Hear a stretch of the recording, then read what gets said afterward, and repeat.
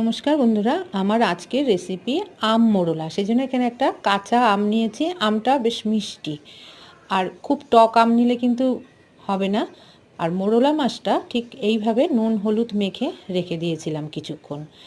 এখন আমি গ্যাসে একটা কড়াই বসিয়ে দিয়েছি। কড়াইটা গরম হয়ে গেছে, দিয়ে দিলাম সর্ষের তেল। আর আমটা এরকম ছোট ছোট টুকরো করে কেটে নিয়েছি।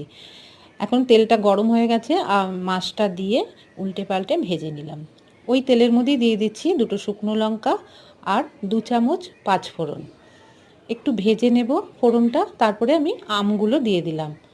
টুকরো করে রাখা আম দিয়ে বেশ ভালো করে নেড়েচেড়ে একটু ভেজে নেব। তারপরে দিয়ে দিচ্ছি হলুদ গুঁড়ো, জিরের গুঁড়ো আর দুটো কাঁচা লঙ্কা, আর স্বাদ অনুযায়ী নুন দিয়ে দিলাম। সব কিছু দিয়ে ভালো করে মশলাটা কষিয়ে এখন আমি দিয়ে দিচ্ছি 2 চামচ সর্ষে পাউডার, আগে থেকে ভিজিয়ে রেখেছিলাম।